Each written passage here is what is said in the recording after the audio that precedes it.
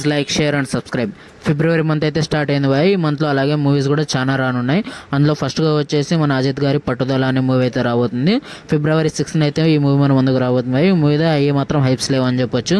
Release అయిన trailer, teaser కూడా utter flop అయితే అయింది. చూడాలి ఈ మూవీ ఎలాంటి హిట్ కొడుతుందో. తమిళనాడులో అయితే నాకు తెలిసినంత వరకు హిట్ అవుతుంది భయ. మన తెలుగులో అయితే ఫ్లాప్గా నిలుస్తుందని నేనైతే అనుకుంటున్నా. మీరు ఎంతమంది మూవీ కోసం వెయిట్ చేస్తున్నారు కింద కామెంట్ చేయండి. ఇంకా ఫిబ్రవరి 7th అంటే నెక్స్ట్ డేనా వచ్చేసి తండేల్ మూవీ అయితే రిలీజ్ కానుంది భయ. ఈ మూవీ మీద మంచి బజ్ అయితే ఉంది. ఇప్పటివరకు రిలీజ్ అయిన టీజర్ కానీ సాంగ్స్ కానీ బ్లాక్ బస్టర్ హిట్ అయితే అయ్యాయి.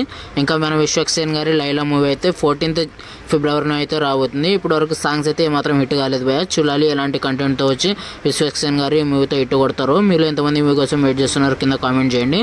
ఇంకా కా మూవీతో రీసెంట్ టైంలో బ్లాక్ బస్టర్ హిట్ కొట్టిన కిరణ్ అబ్బవరం గారి దిల్ రూబా మూవీ వచ్చేసి ఫిబ్రవరి 14th అయితే రాబోతుంది భయ. చూడాలి ఎలాంటి సెన్సేషన్ క్రియేట్ చేస్తారో ఈ మూవీతో ఆయన.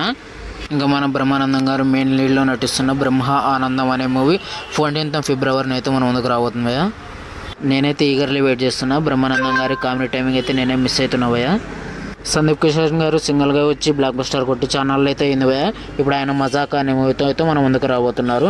21st ఫిబ్రవరిని అయితే మన ముందుకు రాబోతుంది. చూడాలి ఈ మూవీతో ఆయన ఎలాంటి కమ్బ్యాక్ ఇస్తారు. నేనైతే ఈగర్లీ వెయిట్ చేస్తున్నా. ఇంకా అదే రోజు అయితే బాపు అనే మూవీ అయితే రాబోతుంది భయ. ఈ మూవీ కూడా చాలా ఫ్యామిలీ ఎంటర్టైనర్గా అయితే ఉండబోతుంది. చూడాలి ఈ మూవీ ఎలాంటి సెన్సేషన్ క్రియేట్ చేస్తుందో. ఈ మధ్యకాలంలో చిన్న మూవీస్ పెద్ద బ్లాక్ బస్టర్ హిట్ అయితే అవుతున్న విషయం మనందరికీ తెలిసిందే భయ.